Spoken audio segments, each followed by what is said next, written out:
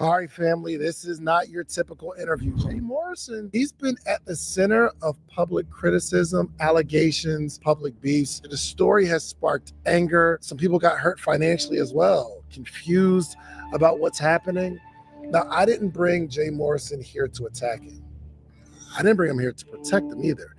I brought him here to ask the questions that people have been having privately and publicly, just so we can get some clarity. This conversation has not happened like this before. This is an exclusive conversation, and people that invested, people that didn't invest, people that were on the sidelines, I wanted to make sure I asked them all the questions that you would ask if you were sitting here. This conversation was about transparency. It was about honesty. So look, I know you're going to get something valuable from this conversation. I can't wait to see the comments section. Let's get it. Welcome to Social Proof. Jay Morrison. Old boy who sold the black house after scamming black people for $11.5 million. Jay Morrison is in hot water. I didn't fraud.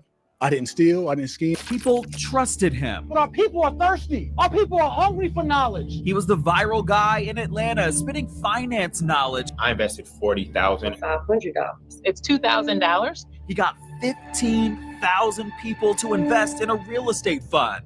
And apparently there's little to show for it. I went out to tackle group economics, something that hasn't been done in our lifetime. I want truth. Like this whole thing for me, this interview, is about truth. Truth. Something had to be wrong. Everyone that worked with you, they're saying you are this animal. For years, I was his right-hand man. Y'all know. I helped them build what some people may call an empire. You were just very, very arrogant. And you were very like, I'm him. You bought your home with money from Tulsa Real Estate. Yes. That's I true. did not, no. Oh, you did not. I'm just saying yes to affirm your question. Please don't clickbait me on that one. Like, I see you did it. What happened with this money? What happened with this $100,000? Okay. So, welcome to another edition of the Social Proof Podcast, man. We find dope people to do dope stuff. And today we have a much anticipated conversation. I don't even know how to intro this thing, bro. We got Mr. Jay Morrison in the building. Keep it simple. Yeah, keep it simple, bro. Hey, how you been? Family. Oh man, amazing. Man, that is good. Good. It's been a long 5-6 years, and I saw you disappear for a while, like shut down Instagram, shut down social. I want to start here. Hiatus. Where'd you go? In real life? In real life. Where'd you go? I went to real life. Home, man. Homestead, home front. Started working on the inner things and just in foundation building. Yeah. It's like I spent over a decade worrying about everyone else and everything else and trying to save the world. And as I mature, I started to realize that was immature if my home wasn't right and my home wasn't tight. And so I'm running around preaching legacy and wealth building and be the CEO of your last name, but my home was fractured. In what way? I mean, the most was my wife and I were in the line. It just weighed on the house. And I had to get that in order to be authentic out here preaching legacy and family building and generational wealth. Yeah. So it's like, my wife always said, and we had this thing, we were in a corner class together, things like that. Like we talk about nation building, right? That's one of my big things, right? Like the solution for Black people, the whole nation, freedom, independence, all this. You can't nation build until you can community build. Yeah. You can't community build until you can family build. You can't family build to repair the relationship between the man and the woman. I don't know that to be true. Okay. Marriage is hard. For sure. Marriage is really, really hard. And I think it's harder than a single person can even fathom, especially if you're building something. So it's like, I do believe that some people can go out and build a nation. Now, I don't know how Martin Luther King's household was, but we have the allegations of him stepping out on his wife, which means there had to be something in that household that wasn't right, but he has a holiday. I don't know if we can't build a community or build a business without home being right. I think home is important for sure, but I don't know how much it has to do with building a community. You know what I mean? Yeah, but I think we're talking about also sustainability. Yeah. Right. So Martin did it. but was his legacy necessarily sustainable? Or He's got Malcolm? a holiday. He got a holiday. and it also depends how you define legacy. Yeah, for sure. You know what I'm saying? Yeah. And I mean, he does have sons named after him and who have carried on some forms of the torch. But when you talk about his last speech before he's assassinated was about reparations. Yeah. It was about going to Washington and get our check. Yeah. Was that completed? Did we? Was that carried on? No, we never did. Malcolm was evolving in his spirituality and in his messaging, and he never even had sons to carry on his name, but had daughters. And although he has an amazing legacy, it for me, and it depends how you define legacy. So for me, is my children being after my image, Yeah, and growing up in my image and carrying on whatever mission and vision that we had set for our household. yeah. For generations. I feel that. So right. And so you can't accomplish that if you don't have a woman that's you. Mhm. You can't go into you and create more you. Yeah. Yeah. No, I 100% agree. And I think it's super important. And I wouldn't be here if it wasn't for my wife. I think that's the right answer. You know what I mean? My wife makes my life so much easier, and she is taking care of the household, things of that nature. And bro, she has an incredibly difficult job. You're And very I'm dope. blessed Yeah, man. to have a good situation at home. But when people start talking about legacy, I just think it's just two different conversations, because you might be on your second, third, and it may take fourth time to get the right spouse. Mm-hmm. But I don't want people out there to think that you can't go after it, because it's just hard, bro. It is. Relationships are difficult. The hardest. Golly. And I want to ask this, since we're here, because y'all went through a lot. And Mhm. I remember it was maybe one or two occasions where I'm about to go to an event. It was an invite. And I was like, yo, I'm going to bring Donnie and I'm going to bring Ernestine with me. And I remember one of my friends, he was like, "Ooh, you can't bring Ernestine." I was like, "Why? That's my dog. She's attached to Jay. She's attached to Jay." Straight up. And at that moment, and I get real bad anxiety when it has to do with like human beings or disappointment, things of that nature.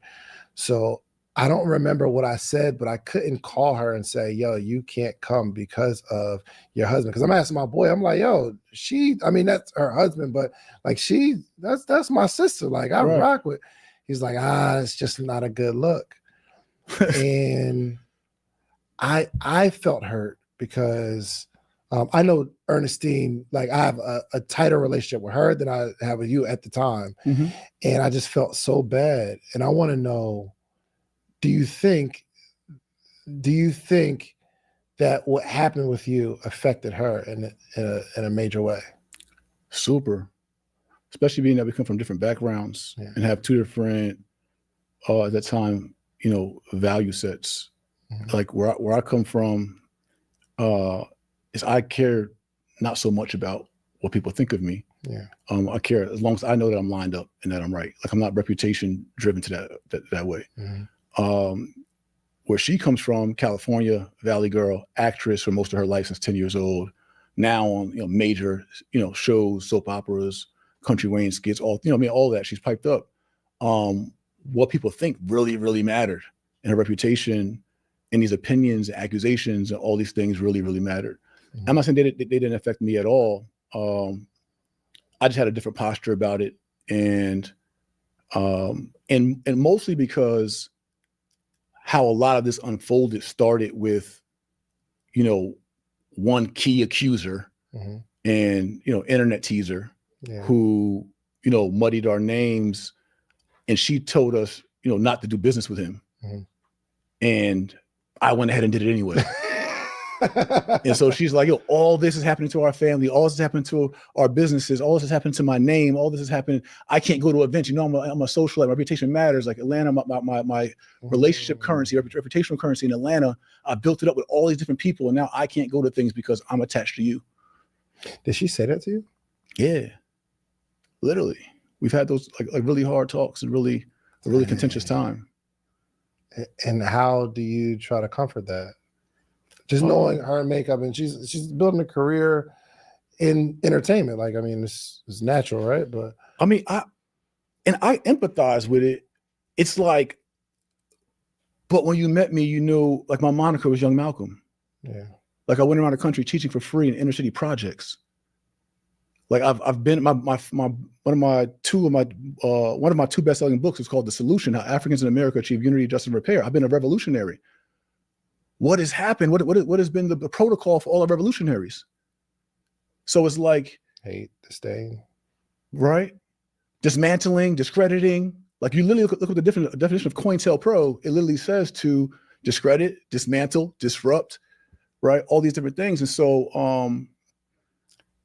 I just knew what I was walking into. Like, I always said, like, this is literally epiphany I had. I did like a kind of mini documentary years ago. And I remember being at the United Nations in 2013. I met with the United Nations Humanitarian Division. Yeah. And this guy like Dirk Seeger, he was like somebody from like Germany, he was at the UN in New York. And we were talking about humanitarian efforts. And I told him, I said, if God made me a deal to give up my life so that my people could be repaired, I'd do it in a heartbeat. I give up all my future, all my potential, my whole entire life for Black people to have the repair. Yeah. And when all this reputational stuff happened, God spoke to me and was like, don't start complaining to me about your reputation being assassinated. You said you were willing to give up your whole life for my people. So if you're not willing to give up your reputation and put that on the altar, you definitely wasn't willing to give up your life. Yeah. And so for me, I had already just committed to a rough road and a rough journey, getting in the ring with Goliath. Yeah. And, so but are you saying you didn't feel or not either didn't feel the need or you didn't have the tools to figure out how to navigate her through this situation? It was, I would say maybe not the tools. I didn't have the strategy. Like, I wasn't prepared. Yeah. Right. So for all this, I wasn't prepared. Yeah. And so to a degree of like, okay, I may mention names in this, not to be provocative, but because I literally don't say people's names and I haven't for years. You'll never see a social media post of me saying somebody's name. Yeah. Although all the posts about my name. And a part of it is, this is one name I just don't want you to. Okay. Because the guy I don't even know why my man hates me. Bro, I don't know. It's just it. But. I mean, the word says love your neighbor like you love yourself. For sure. And if you don't love yourself, you can't love your neighbor properly. So he's loving you how he loved me. Yeah. The same way he showed online how he loved his ex-girl and how he loved his father and his grandmother and everyone else that he shows love to. He shows how he loves himself. So I don't even get into names because I'm not even about that. But I said why I don't do it, why I was challenging myself last night, like would I, is because it's part of some part of ego in me. It's like, bro, they're so small, like don't even pay them the line. Yeah. But also I want truth. Like this whole thing for me, this interview, it's about truth. Yeah. And it's like a liberation day for me because there's a lot of truth. I haven't stood up for myself and for my family for the most part. So back to your question. So my wife was like, yo, these people, they did a 6-person fake protest at a house that we were renovating to live in, our personal home on YouTube. Yeah. I'm laid up with the colostomy bag. I just had a life-saving surgery for diverticulitis. But EJ's like, yo, they're doing this. And he called me a B word and he called me these names and he's doing all of that. What you gonna do about it? So I said to her, I said, you want me to do something about it? I said, do you want me to do something about it? I'll do something about it. But do you want me to do something about it? Because my do something about it ain't going online. That's not where I refuse to be a grown man. I have a 27-year-old daughter, a 17-year-old daughter, and a 5-year-old daughter. And I will have future kids. They will never look back and say, my daddy was teasing other men online. I got too much self-respect and too much dignity for that. Maybe too much arrogance, maybe too much ego. I don't know what it is. Too much self-confidence, too much respect. I'm God's son. Why would I be teasing other men online like I'm a 5-year-old? So how I'm going to do something about it, if you ain't really do something about it, is I'm going to do something about it. You know what I'm saying? Or we got this lawsuit going on, this defamation suit, this slander suit. Yeah. And I'll handle it like a leader, like a business professional, and we're going to handle it in court. So we got to let that process play out. And over 4 years, it did play out. And we won the defamation suit. We won the slander suit. He currently owes us $40,000 right now. We currently have his garnishment on his Navy federal account. We currently have a garnishment on 2 more of his accounts. He currently has a warrant for his arrest in North Carolina for contempt of court, not appearing in court. He currently owes us, once we finally track him down and get him to damages court, he owes us triple damages. Once we get to that, I mean us, not just Jay and Ernestine, Tulsa Real Estate Fund, for defamation, slander, tortious interference, and deceptive trade practices. Oh, since we're here. Whoa. Since we're here. Oh, and I have, if I wanted to be a teaser, I have all of his Navy Federal bank accounts. I can tell you all the gambling debts he has. I can tell you all the money he lost in September in Vegas. I can tell you a lot about him, but you'll never see it online because that's not my style. But just so that people know that it's real, here's this is the order of judgment for damages. Oh wait, no, this is another one. I'll get back to that one. Okay, hold it. Only because, and here's as much as he has even like attacked me, because he's not here to defend himself. I obviously I want to show it, and I have that much respect for even the people that hate me, sure. Right? So, but I do want to get the story of what's happening, especially because I don't think you've ever shared your side of the story, and I think there's a lot of people that are still kind of not understanding what's happening from your perspective. So, I always know that there are two sides. It's for you to see. I mean, you share what you share for sure. Park these. I'll put the court documents in my new book, so that everyone can see it documented in the new book. And it's not to per se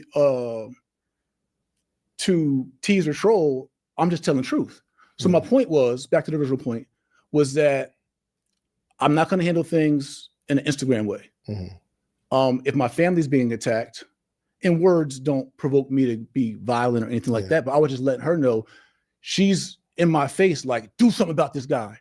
So all I can do is sue him and take the court route to do something about it. My only other way to stop a person is to stop a person. Me going back and forth online on video is not going to stop a person. Yeah, no, that's a fact. Right? Even when I think like you did the video at the Black House, I remember, I don't know if I was telling you or I was like, don't drop that video. Because no matter what you say in that interview, it won't convince people. It just doesn't. It just you just go into the cycle of sensationalism. That's why I don't go back. You're just giving them more click for the bait. And so 100%. Like I mean, I've had this stuff for years, bro. Yeah. Like I got the stuff on this car repo. I got all the stuff, but it's like it's just not my swag. It's not my style. Yeah. And I'd rather just focus on the mission and what God called me to do. But when someone's interrupting that and they've painted me in a very negative light, it's like the credibility is like, I did what God led me to do and what I thought I should do as a businessman, as a professional, as a fund manager, and as a leader. Yeah. If I would have taken a street route, it's like I'm going to be a hypocrite to everything I say I stand for. And now I'm giving these young boys out here, I'm giving them an example. Oh snap, Jay Morrison just. And now I'm co-signing or potentially sending other people to their doom, let alone my own reap what I sow, right? So anyway, it was very difficult. We didn't have the tools to deal with how do you stop someone from calling your wife names online, posting pictures of her online, talking about your family, discrediting your name to the point where people don't even want to be associated with you because it's just muddy. Like you and I had an interview that we were going to drop years ago. Yeah. That I was telling the truth, well, my truth, and it is the truth, but nevertheless, and you're like, bro, I love you, but I don't want to get in the mud. Well, it wasn't even me. I just, here was the biggest thing. And I think we talked about it a few weeks ago. I said, I've heard you explain, but I never heard you take accountability. And maybe you have, maybe I just didn't see it. And I think the conversations are about, okay, well, this happened and this happened and this happened and this happened. Excuse me. It's cool. But there was no, this is what I did. I'm sorry. Because I mean, at the end of the day, if I had everybody that works for me say, yo, invest in this project that I'm going to do. And everybody puts together $2,000 and they invest in me. And I say, I'm going to bring it back. This is going to be good. And I go out and I lose the money, even though it's a legitimate investment. And they should know that an investment is not guaranteed. But I would probably come back and say, yo, this is what I did wrong. I can't blame it on the economy. I can't blame it on this. I can't blame it on this is what I could have done better. I apologize. I'd have got everybody in a room. But I was saying that we were talking about a few weeks ago, like I just never heard that from you. Yeah, that's something I realized and why I wrote this book as well for self-accountability. Because I realized with the internet, you can say things on one platform and another platform and another platform, but not everybody's watching those platforms. For sure. Or everybody hears it. Yep. So I have taken accountability many times to my investors, publicly, at the town hall, et cetera. But this is a great opportunity on this platform to say, I went out to tackle group economics, something that hasn't been done in our lifetime, in our generation. And I stepped up to the plate to do so. And it was more than what I thought. And I wasn't prepared. And I dropped the ball. We're still in the game, but to this point, we have temporary failure to this point. I failed to this point. I'm sorry. I didn't fraud. I didn't steal. I didn't scheme. I didn't all that. I fumbled a rock. Like, and I got in the ring with Goliath and got my butt kicked. Let's start over. If we could have done it over, what would you do? Man, so many things. Well, okay, before he answers that question, the reason you're here is because I decided to start a podcast so that I can have engaging conversations with people. By the way, this video will be monetized. I'll make money off of it. You need to start a podcast too so you can have engaging conversations like this one, okay? Which means you need to be at Podcast Summit 2026 for the price of a cheap date with somebody that you don't even like that. You can learn how to start a podcast, grow your audience, build your business, or use a podcast to build your brand, to build your business. You know what? Check this out. The Podcast Summit has been nothing short of amazing. And there's no better place to learn how to have a podcast than Podcast Summit. It's more than just like a podcast conference. It's a community of people who actually want to learn and get better at entrepreneurship. One of my biggest mistakes was when we launched June 1st of 2018, we raised a few $1 million overnight, about $4 million in like 24 to 48 hours. I fixed that mic so it's pointing toward you. Oh, excuse me. There you go. Yeah, we launched June 1st, 2018. We raised about $4 million in about 24 hours, 48 hours, something like that. And then we were like cranking about $1 million a month of raised capital. We had a $50 million raise goal. So that was the plan. The goal was, our tagline was a funding source for the urban community owned by the people. Like we were going to raise this capital, 50 million. And to your point, you said before we started the interview, you was like, man, I was going to build this out and I couldn't get money nowhere. So we want to be the rich uncle for the community that you could call like, hey, I got a good idea. Let's invest, right? And so it was a $50 million, the business plan was based on a $50 million raise. And we were on, in my opinion, we were on track for that. I mean, raising several million your first week. Okay, we rolling. And then that first week though, and I was playing for opposition. I thought it would be like white nationalists or like the other side or something like that. People are opposed to Black people unifying around economics. And I wasn't prepared for the onslaught of bloggers and podcasts and just naysayers and anti-TREF movement that started like a week after we launched. And that kicked up so much that our month 6, which was January 2019, month 6, the SEC literally knocked on our door in Sandy Springs. And then the FBI knocked on our door in Sandy Springs. The SEC came to our office in Lenox Road in Buckhead. And so a dual investigation started because of all it's a Ponzi scheme, this is a fraud, this is this noise. This is before slander though. The slander started week 1, bro. Dang. Yeah. Tone Talks, Yvette Carnell, who ended up being the person that started the False Prophets page. It was like a whole group of them who were just like, and most of them were like the ADOS community, who were like about reparations. And they just had some kind of like beef with me. And then the guy who does one of the Watch Your Money podcast, before he had that podcast, he was offended by, I think I provoked him on the Shade Room. I had posted a video on the Shade Room of me teaching like some tax strategies to Kerry Hilson and B. Simone, some of our friends. And he was in the comments on Shade Room before he ever had a brand. And like, hey, I'm an accountant, you shouldn't be saying that. And I said something probably slick back, just kind of my arrogance and kind of whatever. And after that, he was just locked in. And so he had some influence with the NFLPA. I think one was his frat brother or college mate.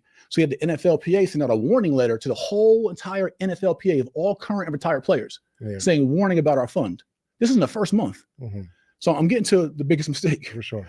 So we got a national credible organization like the NFLPA warning all, mind you, we have like several NFL players in our fund. Rest in peace to Marius Thomas, my brother, like literally like one of my brothers. NFL Hall of Famer, he was in our fund, and others.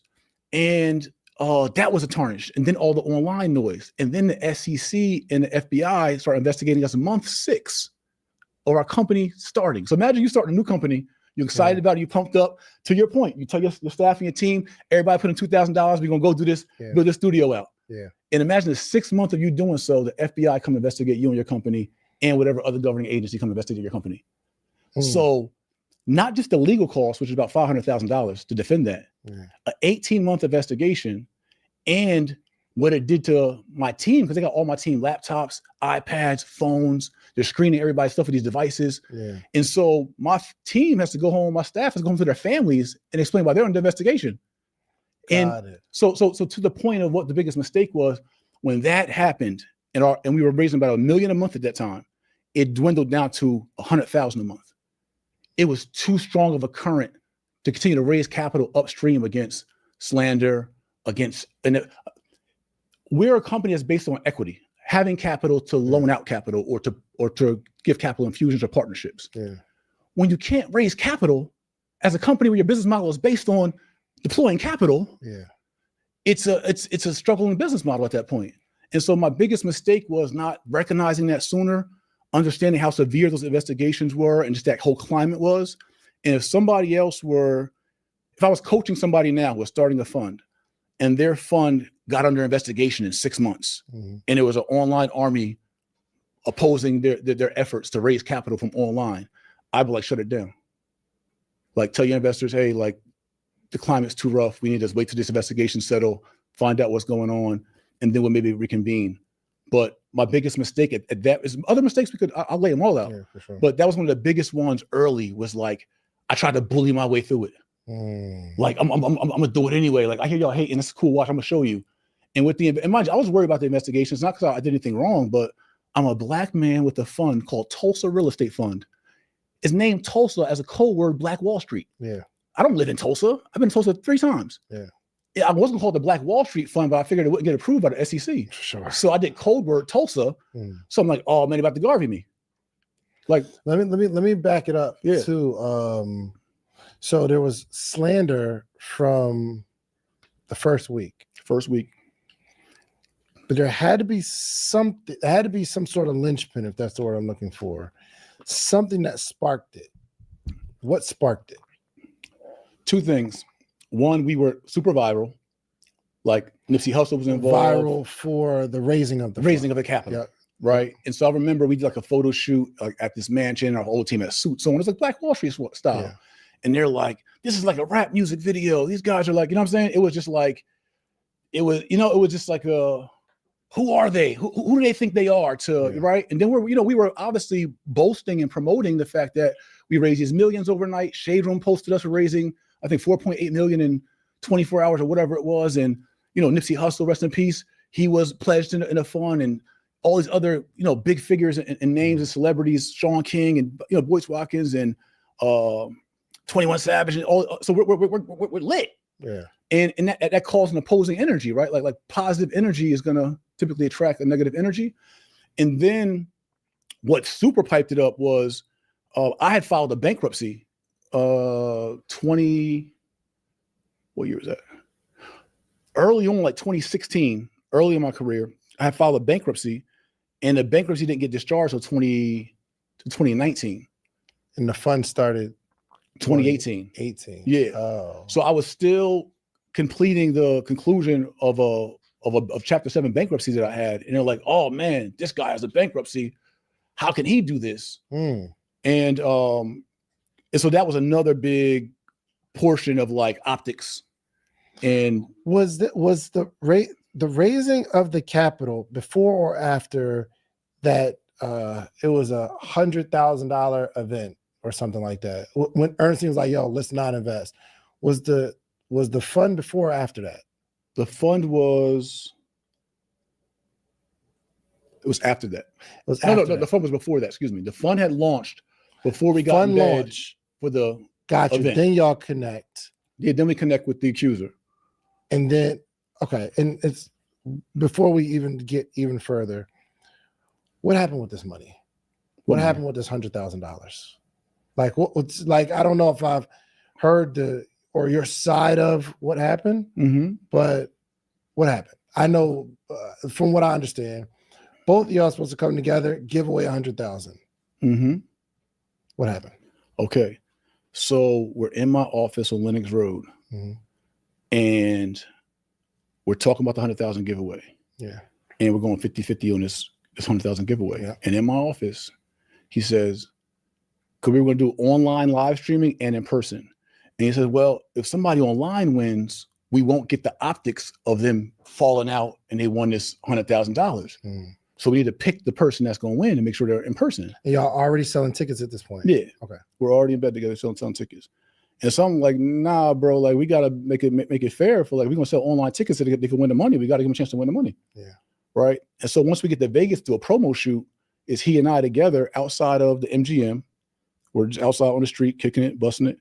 And he like, yo, bro, we got to make sure the people, like somebody in person wins. Like we got to pick them up.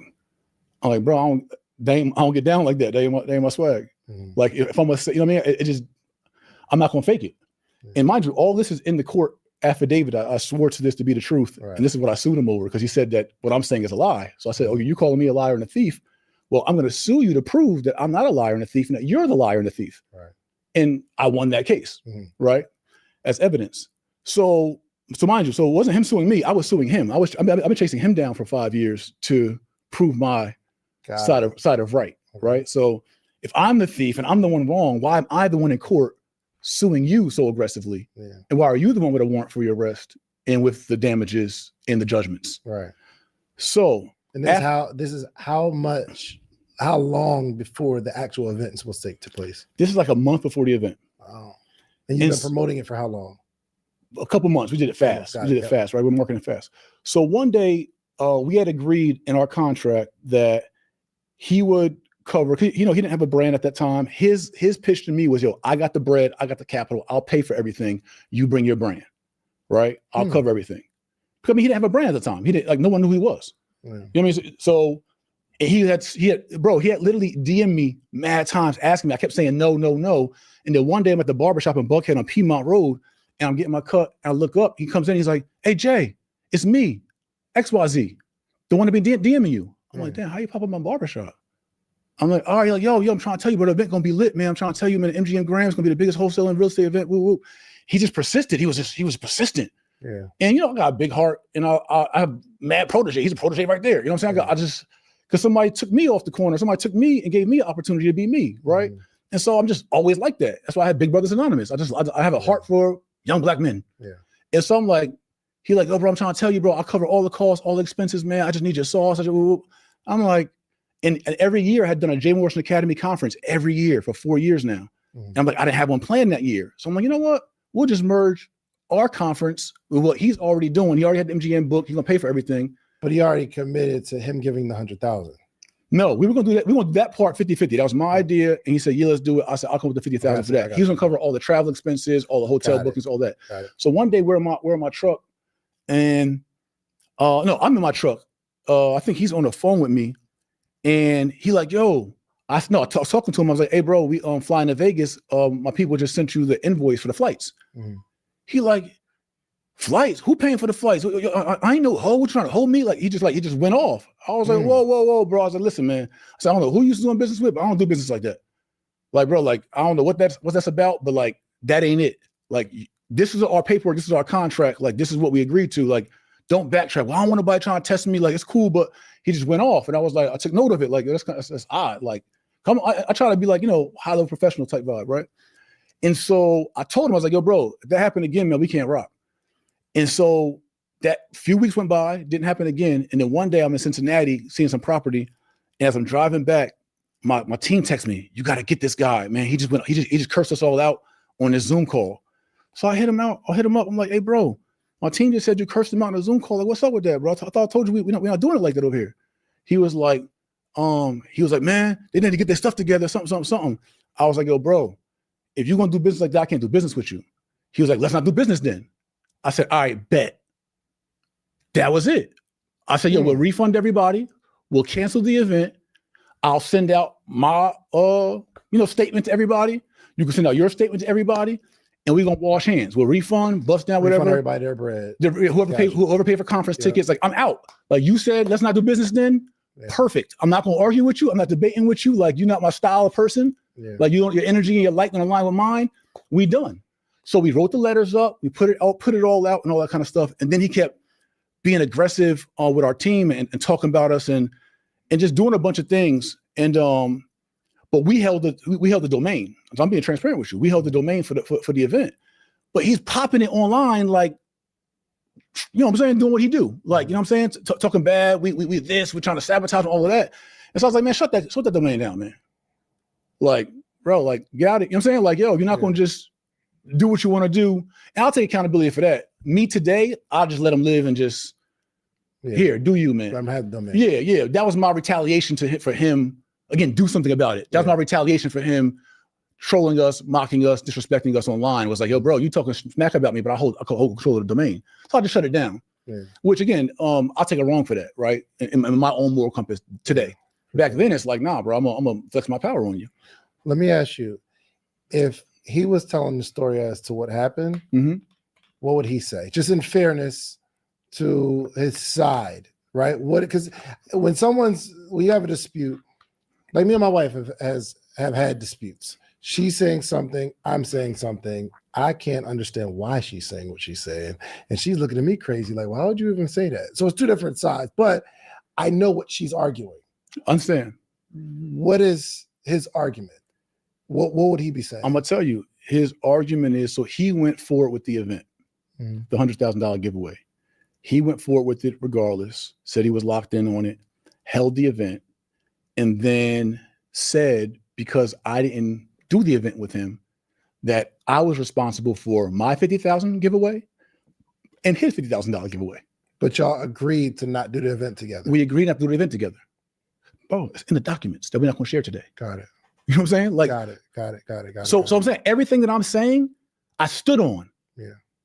I stood on in court and followed up with for 5 years now. That's how much I believe in my truth. Right? So it's like, again, you and your wife arguing, but she's ducking court. Yeah. And you're pulling up the court. Right. So you got this mixed with the launch of the Tulsa Real Estate Fund. And yeah, so I want to say this real quick. So the person who won the giveaway, they sued him and won a judgment. He said he gave away the $50,000, but never did. That's public doc. So he's saying that I owe him $100,000, but he's not saying I owe him. He's saying I stole $100,000 because I didn't give $100,000 to the giveaway. That's his whole thing. This whole time, bro, has been what he gave his 50. So listen, all the, hey, I can't be with Jay Morrison. I can't have Ernestine come to my parties. I can't mess with them because it's all muddy. He might have stole from that guy. It all was because I didn't give $100,000 for a giveaway that he never actually gave away. Oh, he gave his 50.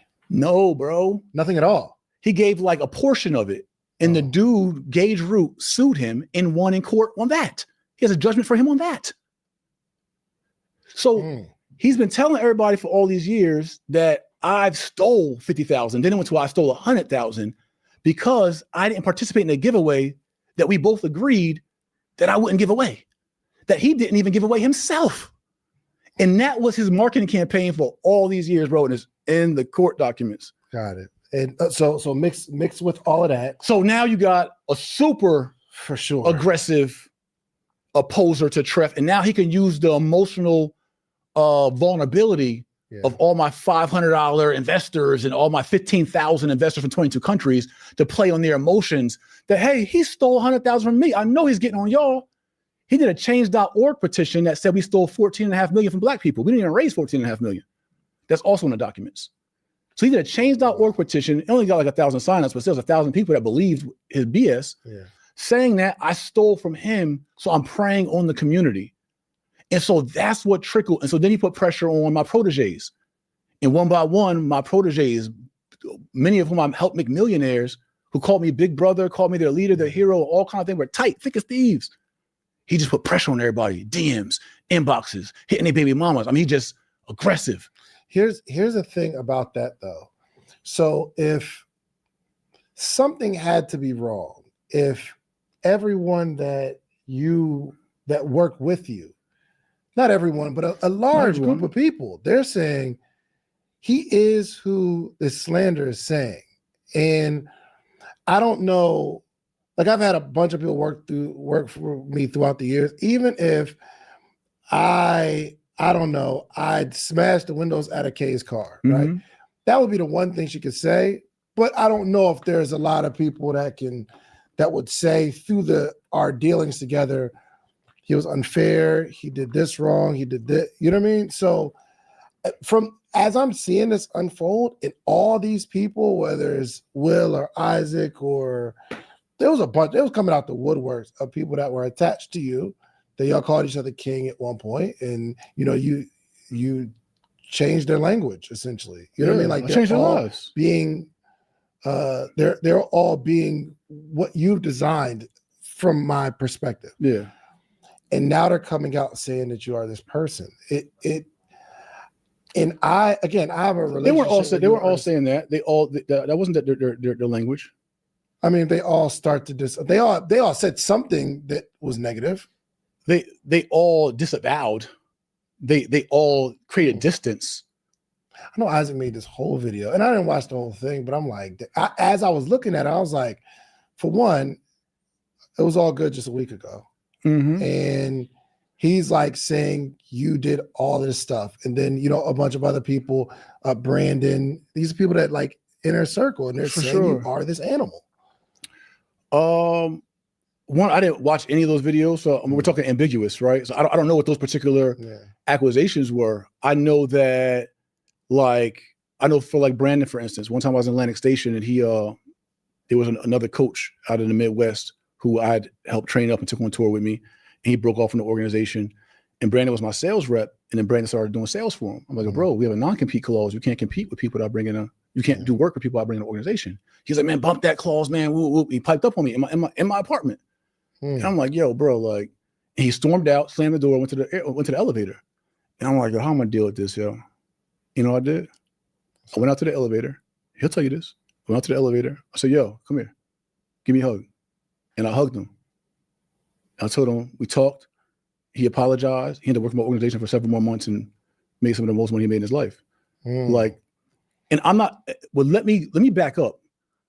I will take accountability. I'm not ducking smoking accountability. You know what I'm saying? Like, this is all part of growth. This is all part of entrepreneurship. This is a Jay I haven't seen. Yeah. Like, he's like, yo, my bad, bro. Like, I will tell you, they all would I took them on tour. I show love, and I could talk about all my good things. I'll tell you about my bad things.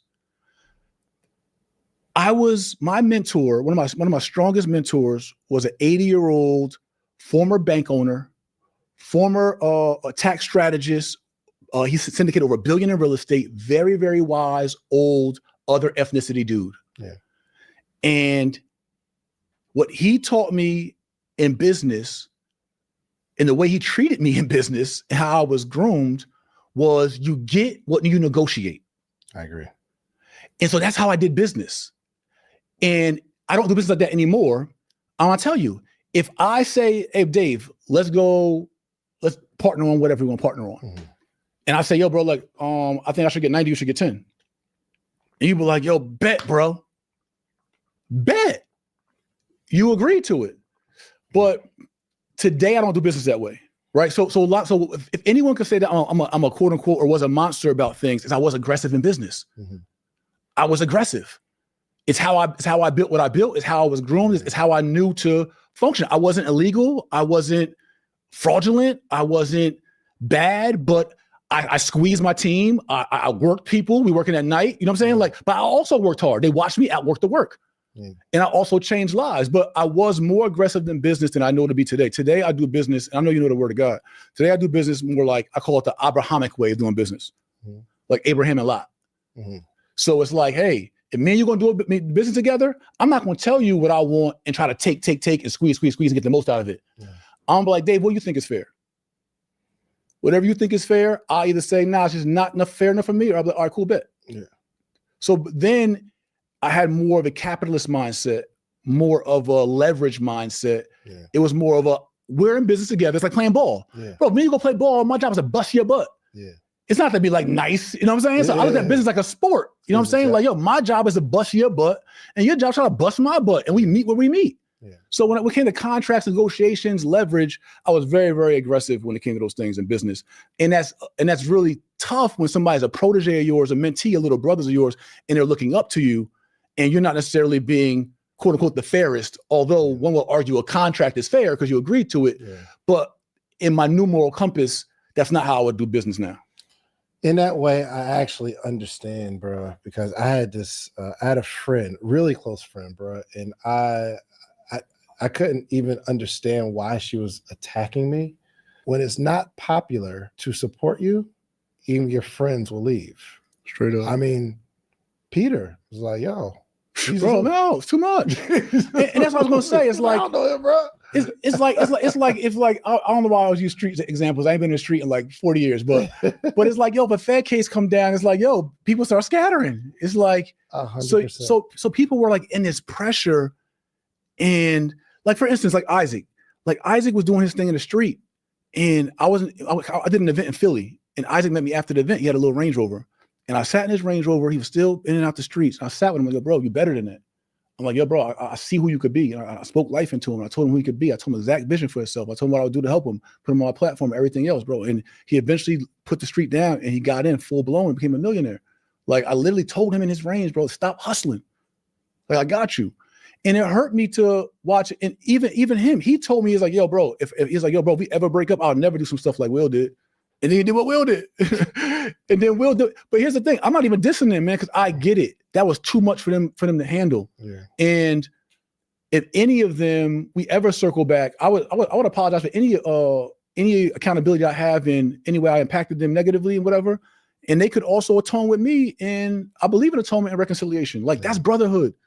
Like family's gonna fight. Yeah. That's real love. Like if you really loved me, because we was talking about, you know what I'm saying? Same thing with some other guys who went and did campaigns to get me. Like, bro, they literally told me they loved me. Like we were brothers. Yeah. So, but here's the interesting part is that all the people you mentioned, even some you haven't mentioned, none of them ever came to me and had a conversation with me and said to me the things they said online.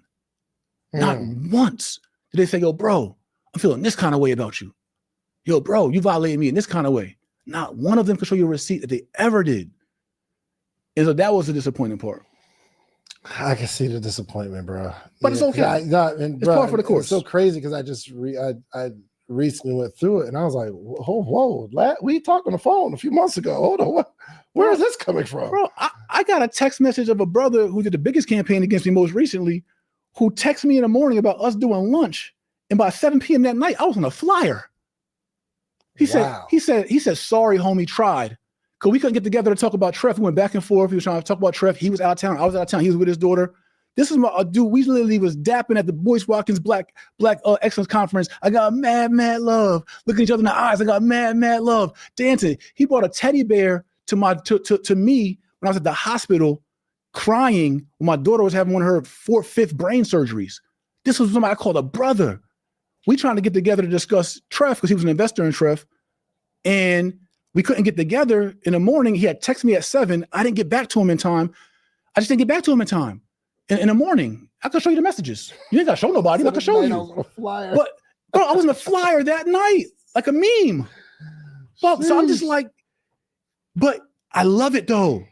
This is the giant called Goliath, called group economics. Bro, none of this happens if I don't. J. Morrison Academy was doing $3 to $4 million a year, bro. I was piped up, Inc. 5,000 back-to-back years. Like I was leading the pack in financial literacy. Yeah. I took on a whole nother venture because I looked around and everyone said, Black people make 1.3 trillion a year and we spend it all. We're consumers and group economics and buy back the block. And I looked around, I was like, well, who's going to do it then? We waiting for our heroes. Who going to do it? So I just said, all right. And I hopped out to tackle group economics. And all these things are vestiges of me hopping out to take on something that was colossal, I wasn't prepared for. I got my butt kicked in. I gave my best effort and still am giving my best effort. But again, none of this happens if I stay simple and plain and like, yo, I'm just going to teach and educate. Somebody else figure out the hard part. Yeah. But I got in the ring, man, because when God called me to, that's just my heart. It's like, it's the reason why I started teaching on financial literacy in 2012 and 2011. I looked around the internet, no one was teaching finances. I understood real estate and credit and business a little bit more than the average person. I got into it in 2005, really 2002 when I was on parole. In 2005, I got serious. And so I looked around the internet, no one was doing it. So I just started teaching online and teaching in high schools. I wrote a book called Hip Hop to Homeowners. I was teaching in high schools, teaching financial literacy from stage. 1,000 kids in Patterson, New Jersey, 500 kids in Elizabeth, New Jersey. I'm like credit score signs and all of that. I put a World Star hip hop video out called Wake Up, went on a Breakfast Club, went viral. And then I launched the J. Morrison Academy to try to help mentor and teach people real estate in 2014 when nobody else was doing it because it was a void there. Yeah. And so when I saw a void in group economics, when Malcolm said we suffer from political oppression, economic exploitation, and social degradation. So I'm like, damn, Malcolm, right. But Malcolm died like 65. Like nobody's picked up this torch yet. So that's why I was saying young Malcolm was like, yo, I'm gonna take the spirit of that. Okay, I'm gonna teach in the streets like Christ. I'm gonna go to the corners and teach and give free game. I'm gonna just play my part in trying to help us uplift us. Yeah. And what we did in Treff, I'm not saying I didn't do it all right. I'm not gonna say I didn't do it all right. Yeah. I made mistakes. I made plenty of mistakes, plenty that we all can learn from. I just own it. You know what I'm saying? I got my butt kicked.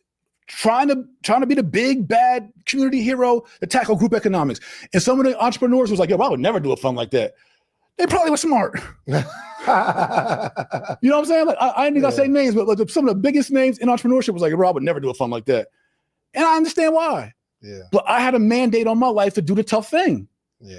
And I think I commend you for the ambition for sure. I think it went so left because of who you were during that process. Because I think my first few interactions were like, you were just very, very arrogant. And you were very like, I'm him. And I feel myself. I remember I was pulling up to the mall one day and we were on the phone. And I said something to you like, bruh, you don't even follow nobody else on Instagram, bruh. Like, it's just, so I can see how everyone would have these stories because the way you carried it. And I think to really build something, you almost like to have that bravado, like, oh, I am him, things of that nature. But I think your ambition was in the right place, but the attacks come because nobody likes someone who's arrogant in that way. Right. And who's just isolated and just like a big target and just like, you know what I mean? And that was like me doing it. I started feeling myself like God called me to this. I was leaving church in Linden, New Jersey in 2012. And God said, take care of my people and I'll take care of you. And he gave me the vision for the teaching and the hip hop to homeowners and teaching kids and all that. And as I got more popular and more influential and more money, I got further and further. At that time I had a Dodge Intrepid with cloth seats, living in foreclosure.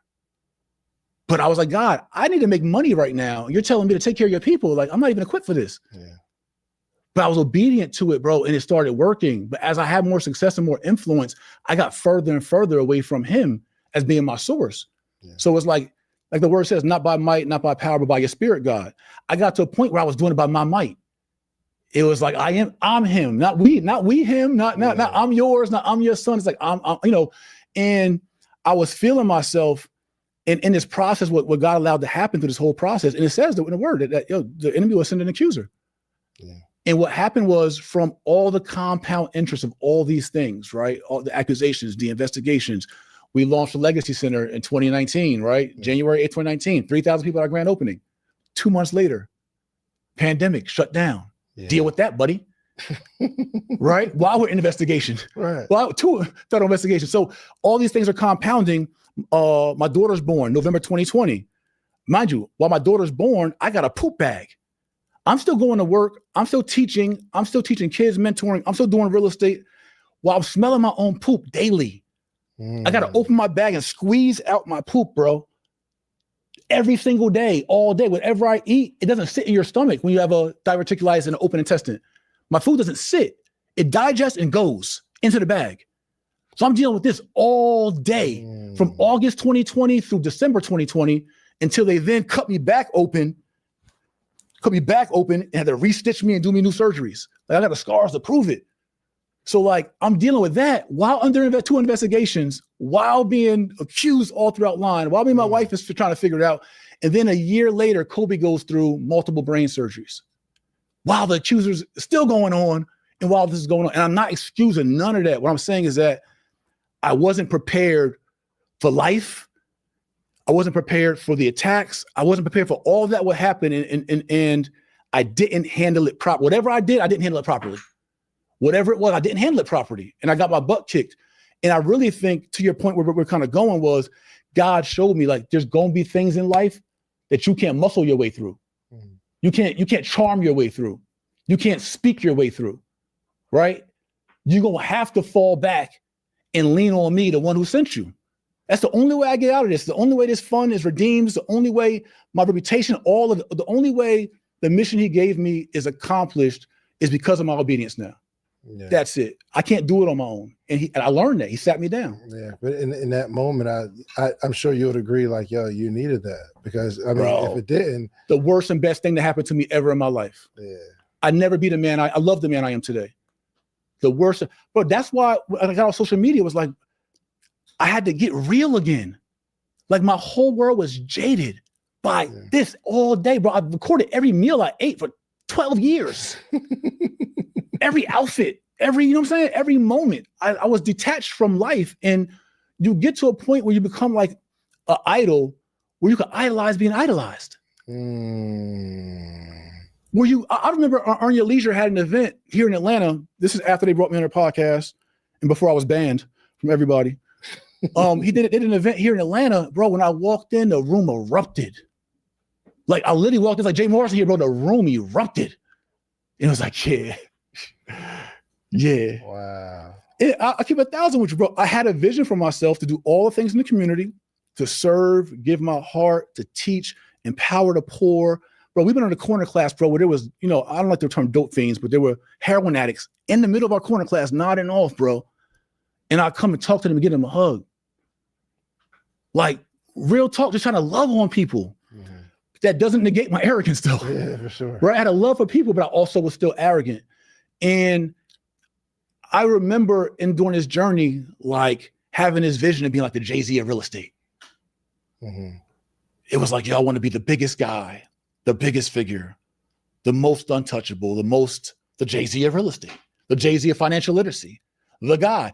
And what happened was, by me carrying that energy, many of the young guys who were coming behind me, who were inspired by me, who were at my corner classes and at these things, they all like, yeah, one day I'm gonna be the one on tour. I'm gonna be the one with drivers. I'm gonna be the one with security. I'm gonna be the one that's him. That's the guy.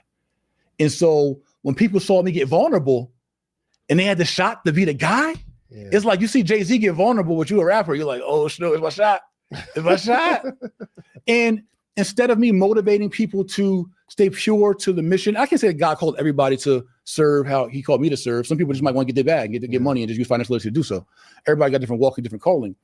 But instead of me being a role model of a God kind of love and a God kind of life, or just a proper way of service and using this tool of our gifts and financial literacy or business to really serve others genuinely and still do well for ourselves, but removing all the arrogance and all that, instead of me leading in that kind of, and I did a little bit, I'm not like trying to overbash myself, but there was an opportunity for me to really lead the culture in a less arrogant way, in a more humble way, in a more godlike kind of way that just could have been a better example. I think that a lot of the things that happened to me, I called them myself. And that's even the same reason why I partnered with the accuser.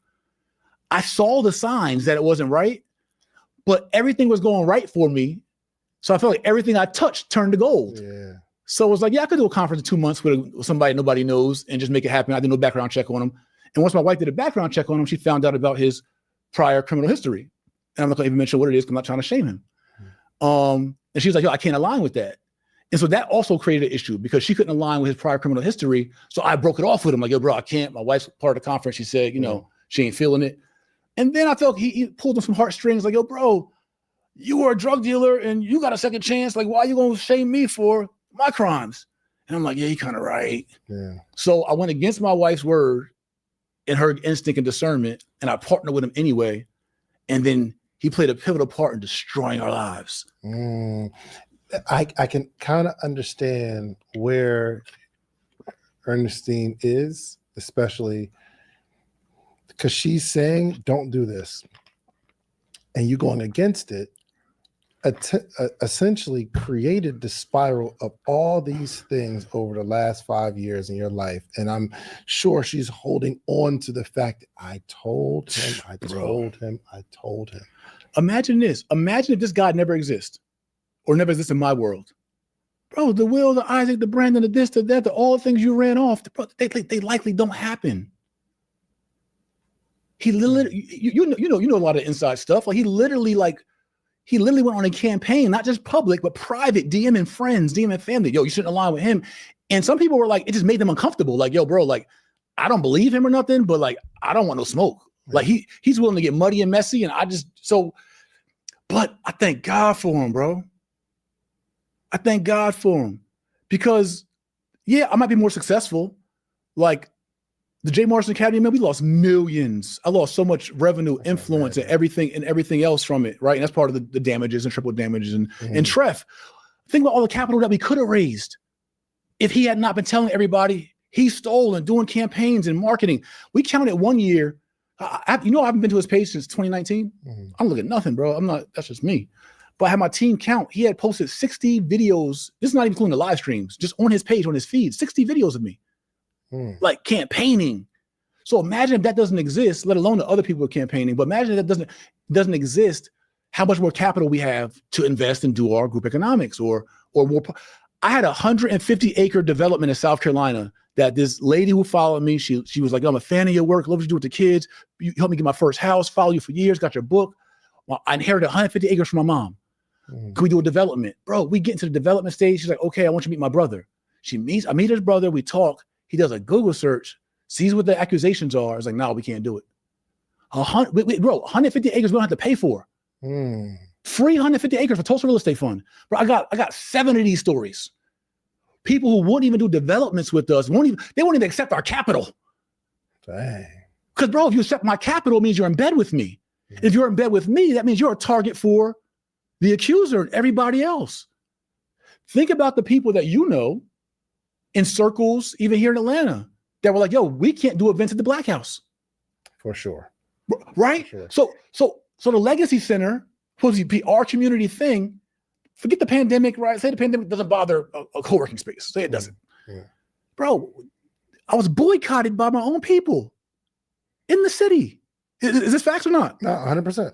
100%. I'm not, right? But I didn't go out, yelling, kicking and screaming about it. That's another one of my mistakes.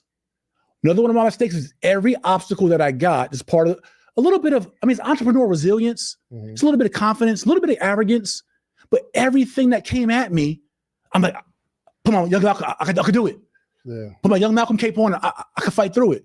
And so imagine trying to run a 30,000 square foot event space, and you've had event spaces, you have an event space. For sure. And you got a huge one, you're coming out of the pandemic, you got all these attacks going on, you got 2 investigations going on, SEC and FBI. Yeah. And then the Atlanta community in which you helped uplift and pour into and sow into is like, nah, well, we can't mess with him. I'm not excusing. I'm gonna keep saying through the whole interview, y'all, what camera? That one? Yeah. Y'all, I fumbled the rock. I messed up. No matter what came at me, it was my responsibility as the leader, as the CEO, the founder, the fund manager, the fiduciary, the steward, all that, to figure it out and make it work or communicate it better. So I fumbled the bag. I dropped the bag. I dropped the rock. No matter what came at me, I'm just trying to give you color to what it's like getting in a ring with Goliath. For sure. That's all. Two things that I wanted to get clarity on in terms of like an accusation. One, when I saw this, I was like, at first I'm thinking, yo, he raised some money, invested in the Black House, pandemic hits, we can't gather. Maybe it wasn't that bad of an investment. It just happened to be in that time, we just can't gather. It's just a bad business for a pandemic that we just didn't know was going to happen. Right, for sure. Mm-hmm.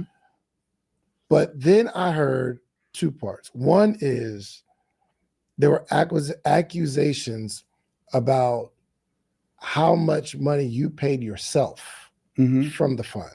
Yeah. And I think that was some gasoline on the people saying, whoa, whoa, whoa, whoa, whoa. It was, and I don't know, I might be mixing it up. Like it was just too much money. For sure. So not for sure, but I know you didn't do anything illegal because it's like, yo, they went through the books and we found we were clean, which is we're doing everything upright. But one of the things can I cut you off, Mr. Interviewer? Yeah, please. An average of $300,000 a year. Okay. Over the last 7 years. That's how much I got paid. Okay. Well, I think so this is what I saw. It's only 3 parts. You, Ernestine gets paid in like a Ernestine hasn't got paid since 20 or something like that. Ernestine got paid from the same money. Yeah. And she hasn't got paid since 2018, maybe early 2019. Okay. She's been out of the fund operation since then. Got it. Pre-pandemic. Got it. Hasn't got paid. What were they saying though? Or they were saying that number is just, they're just saying it's excessive. Bro, yeah, they were just saying. They were just saying. The second thing is, with the go ahead. Go ahead. I just say, my words won't. If you believe that I'm the type to try to gouge our people, you're just gonna believe that. My words will never resonate with you. You just believe, you know what I'm saying? Like, I give more than I take. I can promise you I've risked more and have been affected more than I received. This has been very, very hard, traumatizing on my family, on our finances, on our relationships, on our health, on all type of things. But again, that's what I signed up for. How much did you raise? We raised this is the other part. We raised 12.5 million. Yeah. But we raised like 7 million the first year. Then it was like 9 the second. Then it was like 10 the third.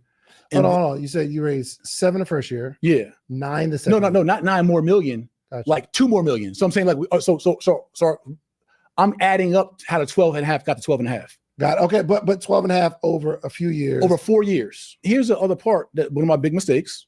But it wasn't so much a mistake. It was what I wasn't prepared for, which is our attorneys advised us in 2020 to stop raising capital.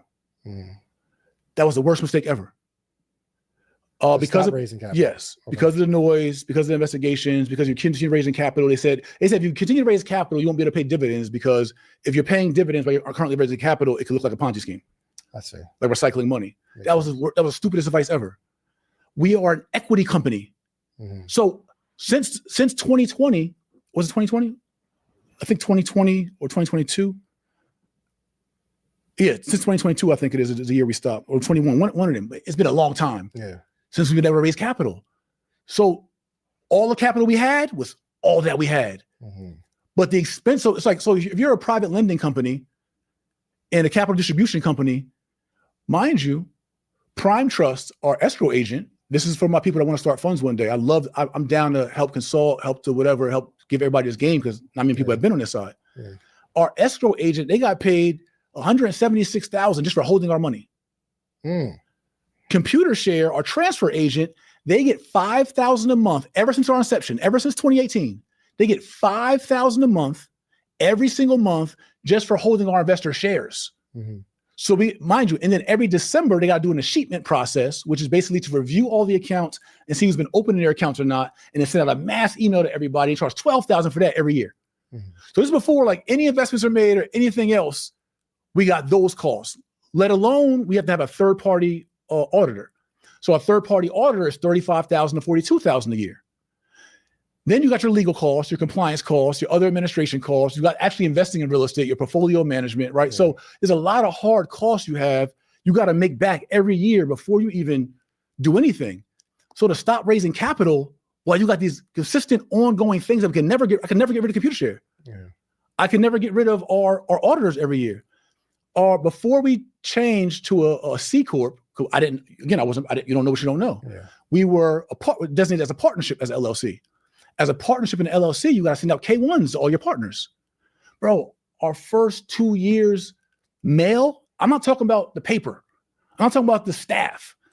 the postage stamps, $21,000 to mail out K1s to all our investors. $21,000 in postage. Wow. And I can go on and on. I don't mind going on and on, but what I'm trying to say is that I didn't know what I didn't know. For sure. This sounds like a bad business model. I would never. I don't know if I'm raising capital. But it works. Golly, it works if you man. raise enough capital at scale. It doesn't work at 12.5 million. At 50 million, it now works. At 30 million, it might work. But also you have to take the money and you have to make the money flip. Right? For sure. You gotta like make money off of the money. The second thing was they were saying that you bought your home with money from Tulsa Real Estate. Yes. That's I true. did not. No. Oh, you did not. I'm just saying yes to affirm your question. Gotcha. Please don't clickbait me on that one. Like, I see. No, absolutely. No, I bought my home from Treff in a strategic creative deal to give Treff some land rights to do a big development. So it's like this. Well, say that one more time. I bought my home from Treff. Yeah. Right. So there was 5 acres of land for sale and an additional 27 acres for sale adjacent together, 32 acres. Yeah. And one had a home on it. At the time, I'd already sold my home. I'd already cashed out, right, our home in Alpharetta. And so I bought the land, all 32 acres. Treff was down to maybe like $1.5 million or something like that. I bought the land with Treff Capital to be able to have a development opportunity for all 32 acres of land. Yeah. But Treff needed money back in its coffer and we needed a home. So I bought the home from Treff at $20,000 over market value. So it gave Treff like I forgot what percentage it was return on the money within like 30 days or whatever it was, 30 or 60 days. So I bought my home from Treff, put Treff's money back into, its bank account, paid over market value to say, hey, I'm being more than over the appraisal price. Like I paid more than what it appraised for, bought it from Treff and then gave Treff the development rights to the 27 acres. Got it. So Treff bought 32 acres. Yes. And after you sold your home, you took your cash and you bought 5 acres with the house on it. 27 from 27 acres with the house on it. Okay, you bought the 27 acres from Treff at a premium above market value. Yes. Where Treff owns the rest of the 5 acres. Correct. And now you can develop on the 5 acres. And the 27. How's it on the 27 too? Because I just already given up the development rights. Like I'm not gonna buy it. I did it to try to be overly fair to say, hey, I'm not interested in buying this land to develop it for myself. I'll to fight Goliath for group economics. I'll give up my land rights for fair compensation as we develop it. Yeah. I'll give up my land rights to pair with this 5 acres Treff owns to do a development for the fund. Got it. And in that, I covered all the taxes of the land, all the carrying costs, all the things. Treff didn't pay for anything that had to do with my personal residence. Got it. I covered completely, entirely all my costs, and I disclosed it. Yeah. So Treff is not broke. No. Treff has money. We have some money. We got some rocks in a slingshot. How much money is in your investors' portfolio? Around about. And this is something you send out to them anyway, so it's like public information, right? Yeah. Well, once our actual orders come out, we have about 2.3 million in real estate assets right now. Another 1.3 million of a commercial property we have right now under contract that we plan to close on in February, and several $100,000 in cash. Got it. You sold the Black House. Yes. For how much? I think 30.7 and change. And that, so I guess before you sold the Black House, the whole fund was depleted, and then we were down to the wire. Yeah. We were down to the wire. So selling that's where all the cash came from. That, and we literally liquidated our portfolio. So we had other assets, and we literally just start from scratch. Like we gotta cut cash burn. We have to minimize this team. We got to regroup. That was also part of my hiatus. It was like I got to regroup. Yeah. Like we got to make this work and got to figure out what's going on with this business model, because like the business model wasn't modeling. Yeah. It's like we've done like a few dozen transactions. Like we're doing real estate deals. You know what I'm saying? We had apartment complexes, and we had, actually I got another receipt here. We had an apartment complex. There's been 2 cases of deception or fraud verified in the Tulsa Real Estate Fund. Okay. One is the accuser, who we're not naming, who owes us these triple damages and owes us $40,000 right now and has the warrant for his arrest in North Carolina. And and have the garnishments on his accounts. Another is a guy Currently have garnishments. Yeah. On his bank account. I got the garnishment receipt, but we didn't gonna show it. Like you said, right? I wasn't gonna show it to the audience. I just wanted you to see just only and so again, you can verify for them it's actually real. Yes. You know what's crazy? But they can get it in my book though. You know what I was thinking about? I was What's up? like, bro, in all fairness, we couldn't do it in person because I just don't trust him in that way. I was like, man, I would love to interview him.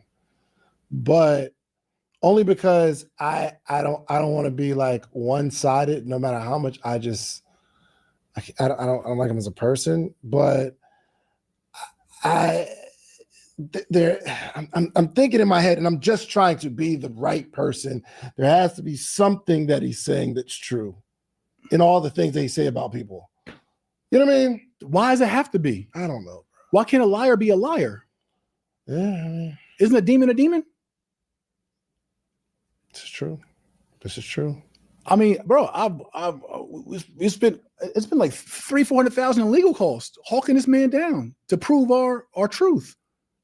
I mean, he's had an opportunity to prove his truth other than posting online. If he wasn't in this picture, do you think you'd still be on that same trajectory of success?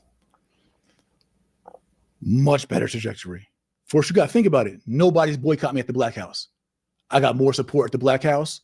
We got more events, conferences, right? We rocking. Nobody's scared to be attached with me. We doing webinars. We doing right, bro. I couldn't do a webinar or get invited to a conference in the heat of the webinar conference era. Right? There's definitely an era where that joint was lit. Where it was like, yo, Jay's blackballed, everybody else turn up. Yeah.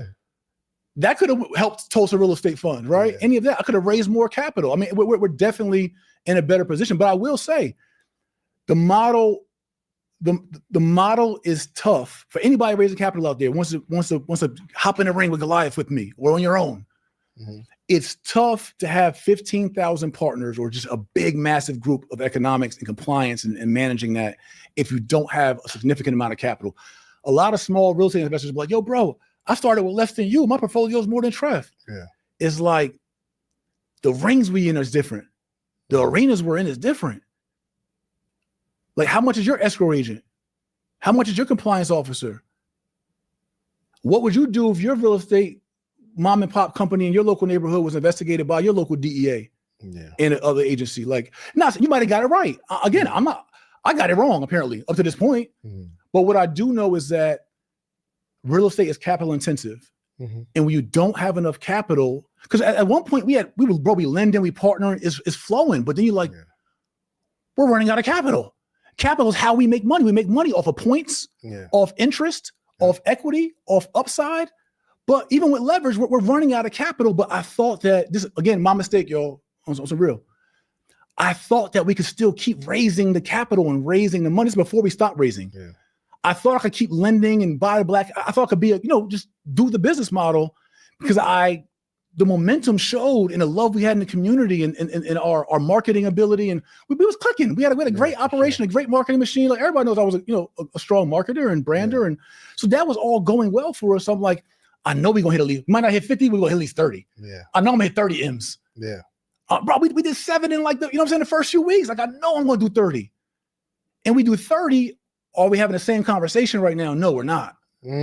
Not with 30 M's compared to 12 and a half. And 12 and a half came again, 7 the first year, like 2 more the next year. We were at like 9, like another 1 or something. We were at like 10. Then we did a big campaign. Matter of fact, we stopped raising in 2020. Matter of fact, I remember because we were in April of 2020, we raised $3.5 million in April. I did a strong campaign chasing Garvey. We raised $3.5 million in the month of April, and then we shut down all capital raise. Yeah. So from 2020 to 2026, I run a real estate fund that cannot receive capital. Got it. Or the other side is if the investments didn't hit, then we'd be out 30. That's true. So the investments that you did with the 12, obviously it's a lot of expenses. Mm-hmm. Were some of them fruitful? Did some of them majority of them were fruitful. Really? Majority of them. I think at one point, or even with like some that weren't, you don't get all wins, but even the ones that weren't, I think our average IRR was like 26%. So the average was 26. Yeah, somewhere around there for sure. So you're saying the investments were profitable, but you're saying all these other costs are what continue to deplete, meaning you're not profiting at the rate. Yes. The investments individualized were mostly successful to some degree, even if it's 13%, right? Like, don't quote me on 26. I know at one point we had looked at that. I've not looked at it recently, so I don't want to misrepresent. Yeah. But they have been mostly upside profitable investments. The problem is when your core costs are $400,000 a year, $500,000, $600,000 a year, and then with the legacy center with a full staff in an event space building, it's even more. Plus the taxes on the building and a mortgage on the building, and everything else. You got to make so much to get it back. I bought the legacy center. We purchased a legacy center when I realized this, that the cash burn was high, or that we needed more capital, and it just wasn't coming in fast enough. Like, we were going against that uphill battle raising capital. I'm like, okay, we can get a building that empowers the community. Because remember, it's Black Wall Street. Yeah. So let's get a black house. Yeah. Right. Buy back the block. We had our two acres, whatever it was. Mm-hmm. We're going to have a building that empowers the community, empower small businesses. We have 16 offices, all small businesses in our offices, all Black businesses, all the staff, security, all that, Black people, landscaping, Black people, right? So we're circulating $1 in the community, right? Yeah. The rehab team, the renovations, the roofer, the HVAC, all Black companies. So this money, this capital circulating in our community. Mm-hmm. So I'm like, this is pre-blackball Jay Morrison, right? Yeah. This is when Jay Morrison was Jay Morrison. For sure. So I'm like, hey, I could take my influence in all the relationships and what I know about marketing and empowerment, and we can have a co-working center. And I know that people in Atlanta would support me in a co-working center and a business incubator and do events and all of that. And they showed up, 3,000 people at our grand opening, and we was rocking and rolling and all that. And then the combination of the pandemic shut down, and by the time we were ready to get back going, the accuser came, and then the blackball came. And so the legacy center, and again, I'm not excusing things, guys. I'm just saying that the legacy center model was going to be the model to get earned revenue every month to cut our core costs down. Yep. So now the real estate investments could just do what they do and be gravy and be free money. Got it. Because I can cover the costs off the muscle, right? Just me doing my might. Like, I know for a fact I could do events at the Legacy Center with me and my network in Atlanta and other entrepreneurs throughout the country. I got enough juice to get people to do events here, conferences here, and all that, and make enough for the fund to be able to cut our cost with this building and the activity we can do from this building. Got it. And then all our real estate deployment investments is free gravy profits for our investors to be distributions. Sounds like a great plan, though. Well, pause that. This is from a really smart entrepreneur. It does. I mean, now that just revealing, it sounds like a good plan, bro. Like, I got because at first when I was like, oh, we got the building, I'm like, and I think not everybody, but the majority were like, arrogant Jay Morrison bought the building so that he can say he bought a building and it's a bad investment. But when you say it like I'm carrying $400,000 a year, I need an asset to pay for that, and then the rest of the money we can continue to flip from good investments. And you are making good investments. Yeah, at that point, bro, we're carrying like $700,000 a year. Okay. So I'm like, okay, bro, we got consultants, we got a great business plan. I'm like, okay, from the co-working model, we can charge $99 a month, get about 120 people in that. Business events, right? We have our credit classes, our real estate classes, all that revenue. Like, I was even sacrificing my educational business and still do to earn profits for the fund so it can be successful. Yeah. So I'm like, this is what, you know what I mean? So I'm like, okay, let's empower the people, have real estate asset, it'll go up in value, still do our lending. We can even lend to the people that are in the building and offer them micro loans and all that, be an incubator. And that was the plan. I wasn't prepared for a pandemic. I wasn't prepared for the accuser to pipe up how that happened. I wasn't prepared for the black ball. And ultimately, I didn't pivot right. I could have shut the Legacy Center down early. Like, these are decisions I could have made. I could have said, you know what? This ain't working early, and cut it down, cut our losses. And that would have saved us a lot of money of operating costs for the next 2 years and got our capital back sooner, right? There's things I could have did differently even at decision.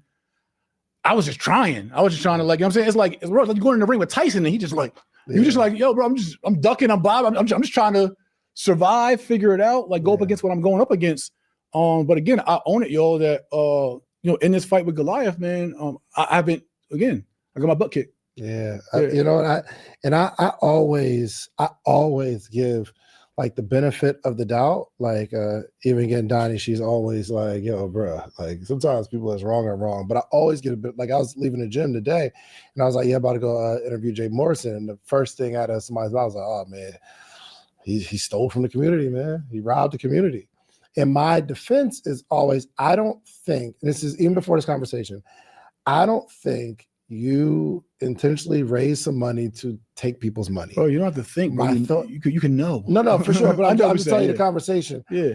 Perspective is he took everybody's money. And I'm like, I don't think that's the case because I understand business and I know how hard business is. And my perspective was he wasn't a good flipper of the money.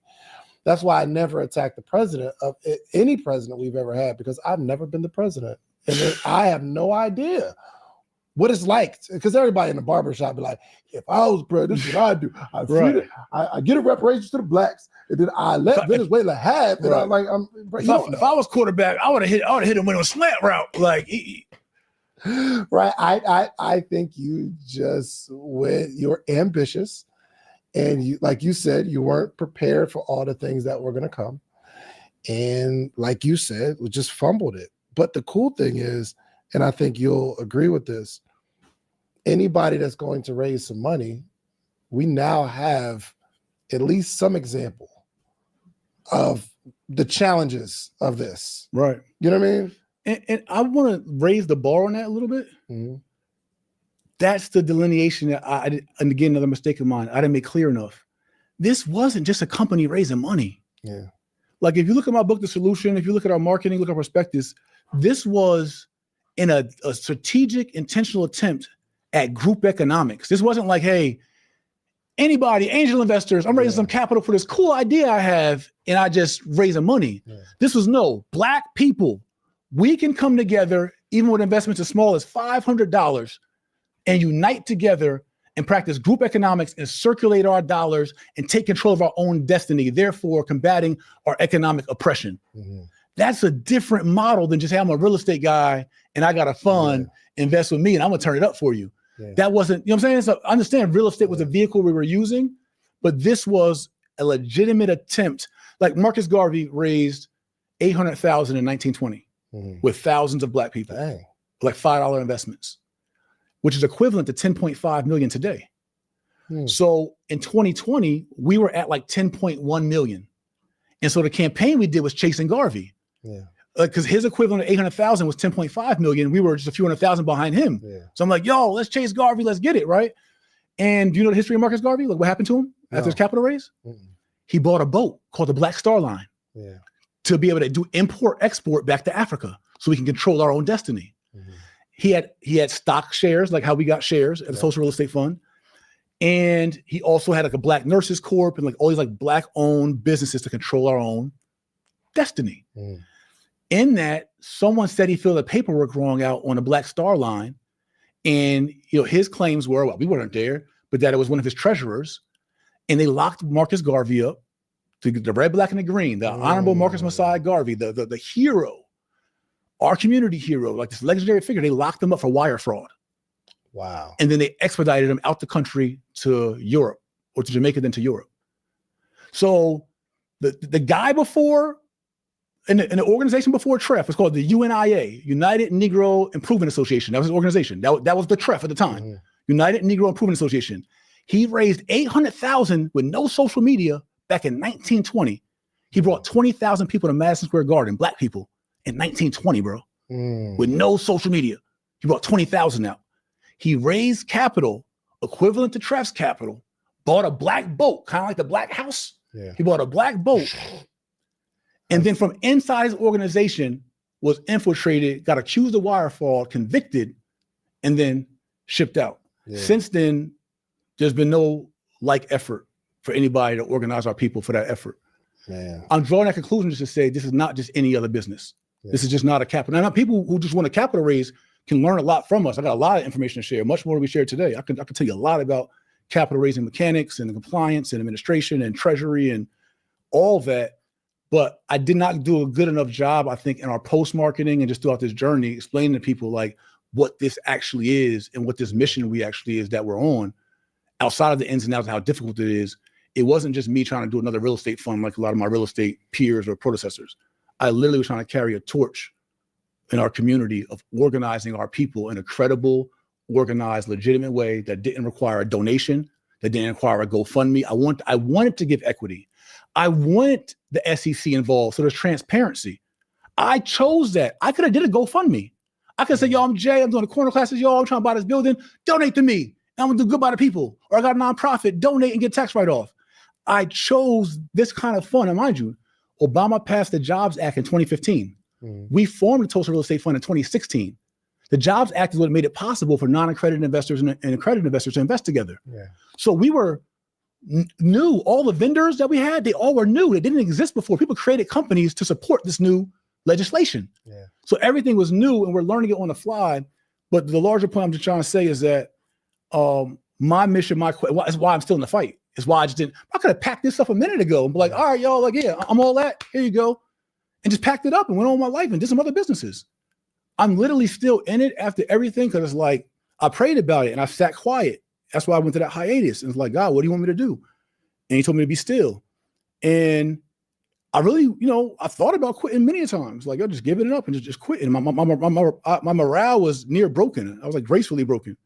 But it was just like, nah, like this is part of your assignment and your mandate. And you can do all things.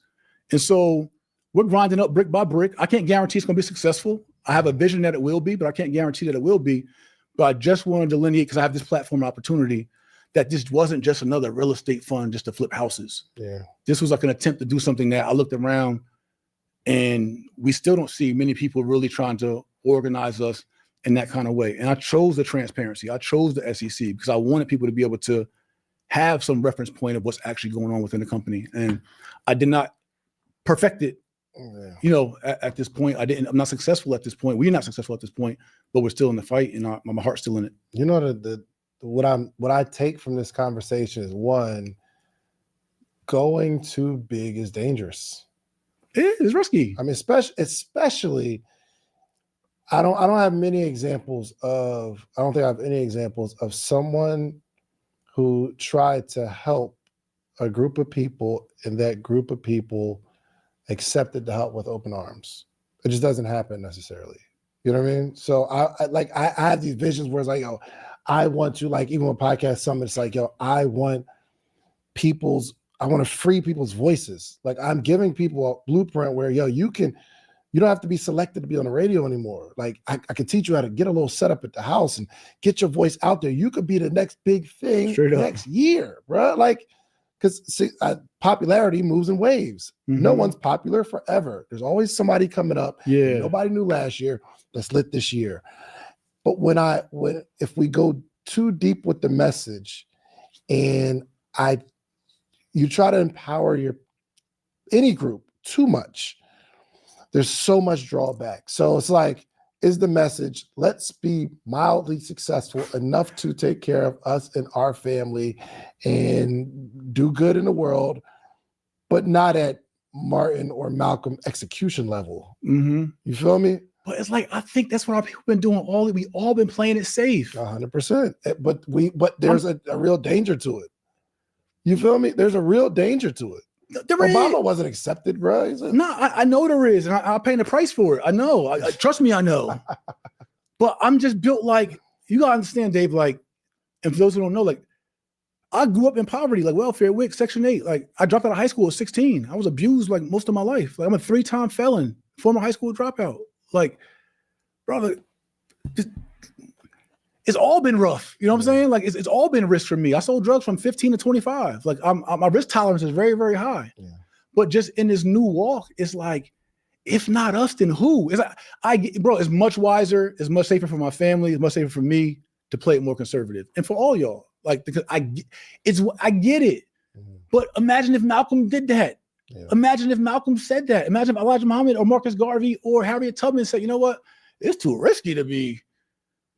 It's like, and I don't know why God wired me this way, where I feel like I gotta be, you know what I'm saying? Like, where I know it's on me to, bro, I'm paying a dear price. Like, it's not fun. People, people snickering or don't invite you or your wife or have this, like, your point. You're like, I'm interviewing Jay Morrison. It's like, oh, he stole.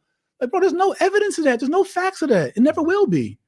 But if this thing has been created, but if that's the price I gotta pay, even if we're not successful, but I moved the needle and got us a little closer, maybe somebody behind me will have a little more confidence and be able to piggyback my moves and actually pull it off, and they get the glory. Before I kind of want a little glory. You wanted all the glory. I want to make the history books. For sure.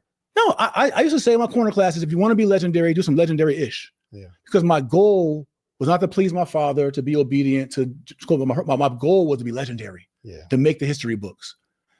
Now putting that on the altar, it's like, all I want to do is serve and just be the best son I could be to my Father on high, Yahweh. That's it. What he calls me to do, I do. And if I pay a price and pain in doing it, sure, that's more crowns that's more gems in my crown. Yeah, for sure. You know what I mean? So that's just where I'm at with it. But my point is, bro, if not us, so it might not be you, it might not be your calling, or the next entrepreneur, or whoever's calling. But if not us, then who? Yeah. If not Obama, then who was gonna do it? You know what I thought, bro? What? Now, I don't believe this, and this is me, and maybe it's like me not having faith in leadership anymore. But I don't think the way the world is designed is designed for a single person or a single entity to save a group of people. I don't think that vision of everybody move back to Africa and there's like a utopia, the way social media is set up, I don't think it's designed in a way that someone can be successful. So easy to be penetrated and just dismantled. And really for me, my vision is morphed, it's changed, it's evolved. Yeah. What I learned in this process is I used to look at my community, my tribe as Black people. I've learned that Black people aren't my tribe. People that hold the spirit of God are my tribe. Mm-hmm. People who are his people, who are sons and daughters of his, who have an ear to hear his voice, and who represent or have his spiritual fruits of the spirit. People who are kind, loving, joy, gentle, meek, kind, right? Though, like that's my tribe. Because not all Black people have that spirit, have that energy. Some of them are worshiping other gods, don't believe in God at all, or don't even have the same moral compass or same values. So I thought just because your skin was dark, that made us we fam. Yeah. But our whole moral compass is different. Yeah, our whole makeup, our whole spirit is different. So yeah, I'm not trying to unify all Black people at this point. What I'm trying to do is, and what God's asked me to do, help recapture his sons and daughters. Yeah. That's what I'm on. All right. So moving forward, I can imagine what it's like to have this kind of stain on your name. Yeah.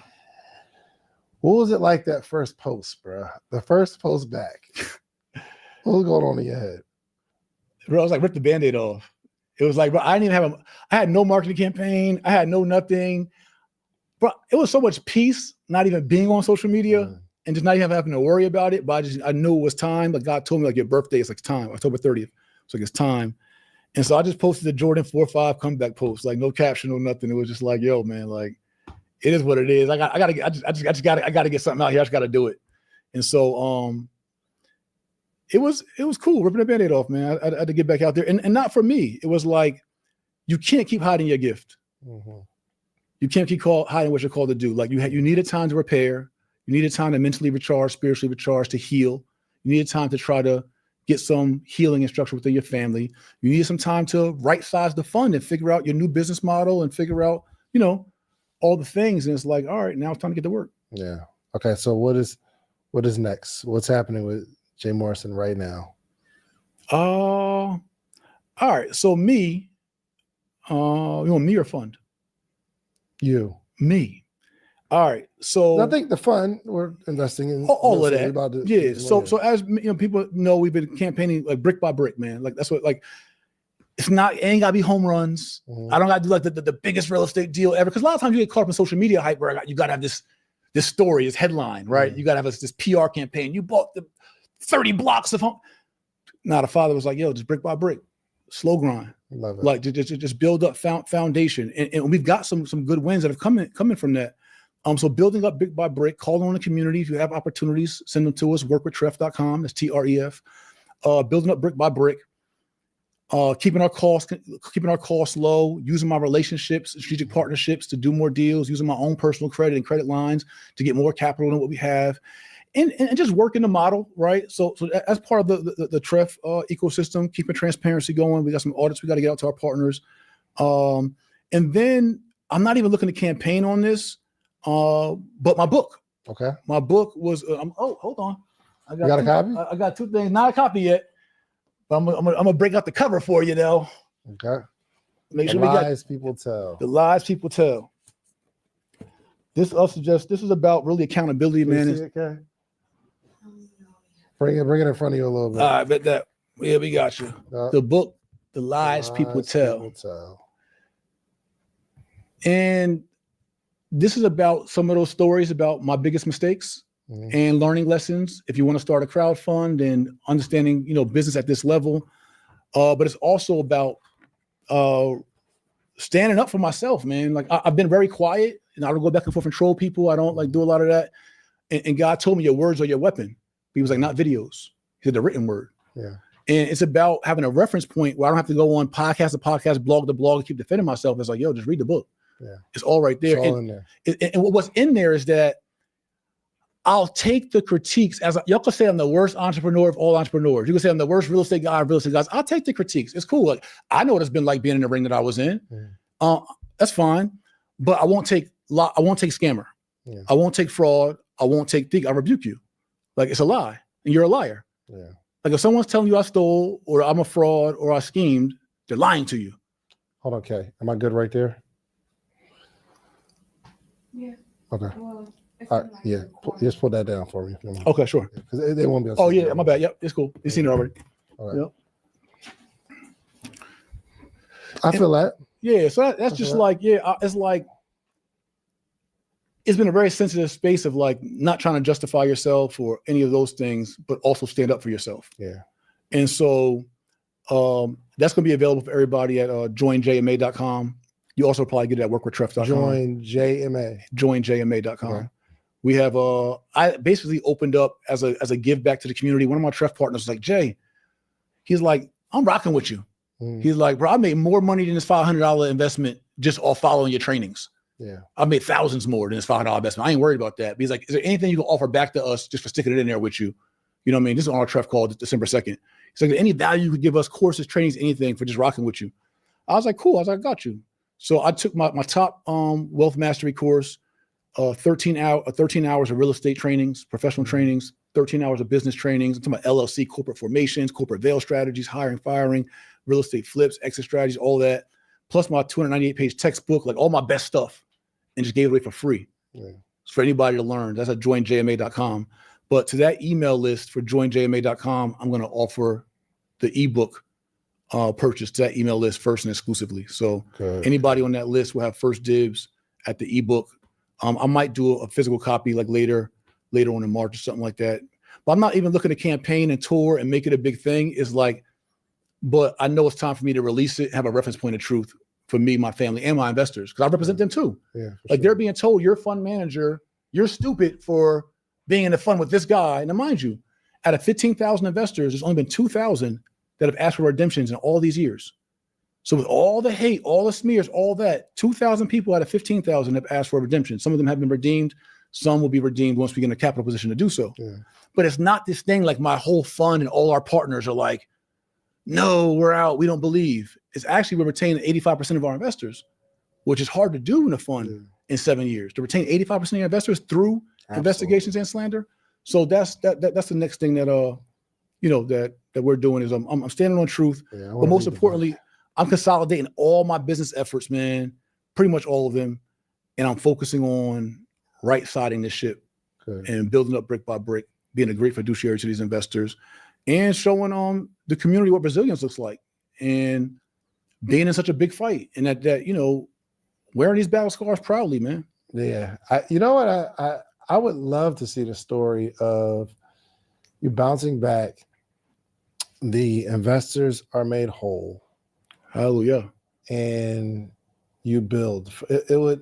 I think it would be one of the greatest stories Atlanta has ever seen. The world. Like, if we give people their money back and now we don't have anything to say, then, because I believe, bro, nobody can take away from you. You are a very, very smart man. I appreciate that. Thank you. You are smart, bro. I think your ability to learn something is incredible. Your recall of like information is something that I envy. I don't have it. Like I can learn, but I don't retain well. But you're a strategist. You're strategic. Nobody can like listen to a video and say that doesn't make sense ever. You know what I mean? You're an incredible orator. Thank you. So I would love to see this story. It would be one of the greatest stories. Yeah, man. It would be one of the greatest stories ever told. You know, go ahead. No, I'm just saying, like, I just see, but I do see, even if that happens, there will be a group of people that will always throw stones regardless. Yeah. So what are you gonna do? Yeah, I mean, they're gonna say it took them long enough. Yeah. You know what I'm saying? But that's a learning lesson I want to give to everybody, entrepreneurs or even non-entrepreneurs. Is like, you can't please all the people all the time, but when you're on a mission to do something great and something positive, like, it should be expected. That's par for the course. Yeah.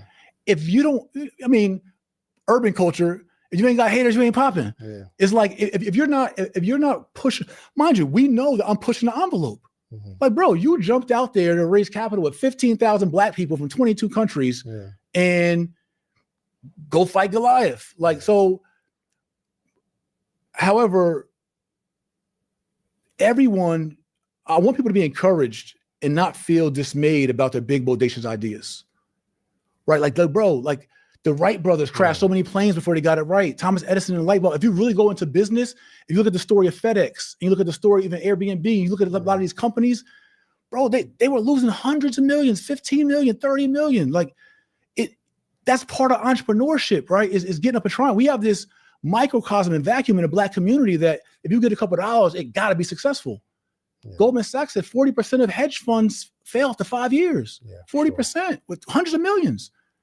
So I don't want everybody to take this and see me get beat up or see me do it wrong or however you want to word it, and you be dismayed about your big, bodacious, hairy goals or what God put on your heart to do. Like, bro, we gotta chase, we gotta try, we gotta strive, we gotta push the envelope. So for me, it was like, I never was a fund manager before I was a fund manager. Yeah. But you have to try, and you gotta literally be obedient to whatever you're called to do. And for me in this journey, I low key, kind of high key, believe in some way it's an uphill battle for us. Yeah. But I believe in some way we will be successful. And I believe that the greatest part about us having resurgence, redemption, recovery, all that, is that it's not for my arrogance or for my glory. Yeah. But I'll tell you flat out that the only reason why I'm sitting here, the only reason why I have this much joy on my heart or much peace on my face or much wholeness, because I was literally fractured, is because of my God Yahweh and my commitment to obedience, my commitment to doing things His way, in His will, and me being empty, dying to myself and being empty and letting Him order my steps. And I believe in ordering those steps, He's going to use this story to be a glory in Him and for Him to be magnified. I truly believe it. I love it. Jay, man, I appreciate you coming through, bro. This is a very, very informative conversation, enlightening.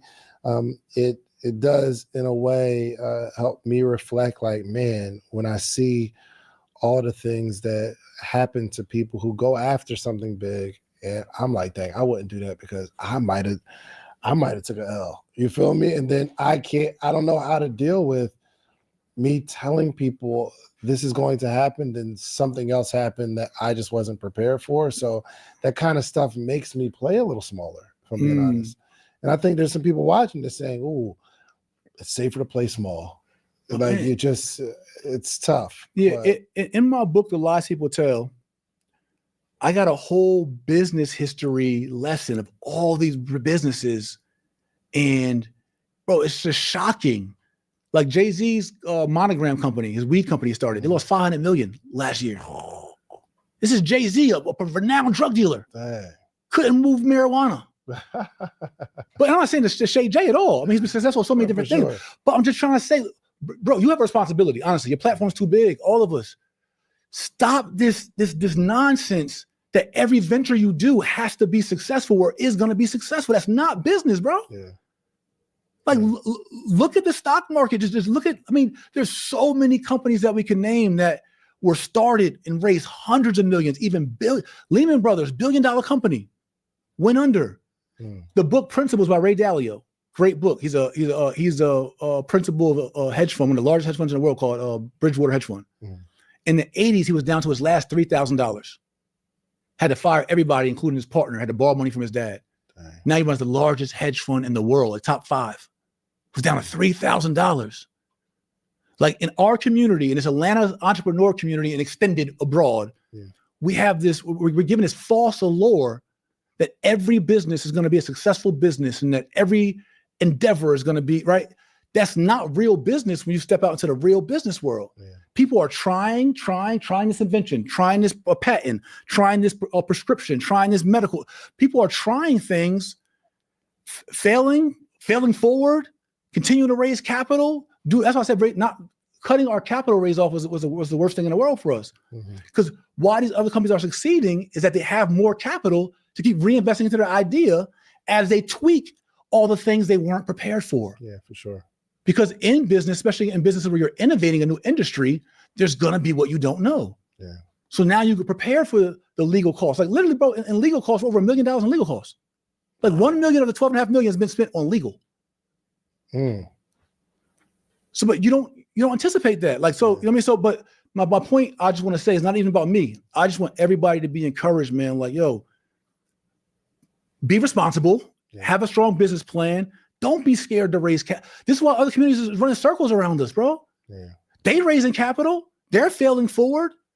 They're going to get more capital and failing forward again and getting some more capital and then figuring it out. And then boom, now they're overnight success. But how many failures they take? You know, so well said. Yeah, man. That's actually encouraging. You're right. That's actually encouraging because I mean, after a situation, I'm like, I'm not raising no capital, bro. I'm not taking nobody money in hopes that they get some money back unless it's like a investor who understands investment. But this is actually helpful. Jay, man, I appreciate you coming through, man. Let everybody know how they can get the book. I definitely need to check out that book. Book's fire, man. My spirit's all in it, man. Go to joinjma.com. Not only will you get the book, but you'll get 48 top tier real estate and business trainings and books and all the stuff that will really help pipe you. Even an advanced experienced entrepreneur will get a lot of value from the trainings. But nevertheless, you can get the book if you're just interested in the book and what the book got to say. For sure. The lies people tell at joinjma.com. It's my story. It's Trev's story. It's the truth on paper and my spirit on paper as well. I love it, man. Thank you so much, Jay. I appreciate it. Thanks for the opportunity, man. A favor. Go get the book. For the people that's going to find something to clip and go viral with it, I understand. Okay, just do what you're going to do. Yeah, listen, man. But let's think about this conversation, and I would love to hear your comments below. Like, what are your thoughts? Unbiased thoughts. And I try to be as unbiased in this conversation as possible, because I understand business and the things that people can go through. And I think I'm a pretty good judge of character. And I think your heart was in the right place. Arrogant, nonetheless. I told you that before, but I think you are not somebody that's going to be. I don't think it'll happen again. Oh, for sure. You know what I mean? I truly believe I have a bet that you can make something happen, man. Because all the people that have ever said anything negative about me, they say it as if they win everything, and they don't. Yeah, like I take L's. Straight up. Does. And think about how many people have this specialized knowledge from the special experience I had. Yeah, no, 100%, 100%. Straight up. Anytime somebody talks about raising money, I'm sure your name comes in. We're gonna do this, but we're gonna do this a little different because y'all see what happened to Jay Morrison. Right. So, well, thank you so much, man. Make sure y'all do yourself a favor. Go check out the book. Let me know what you think in the comments of this interview, and also do yourself a favor. Go get you some social proof, meaning go build something and build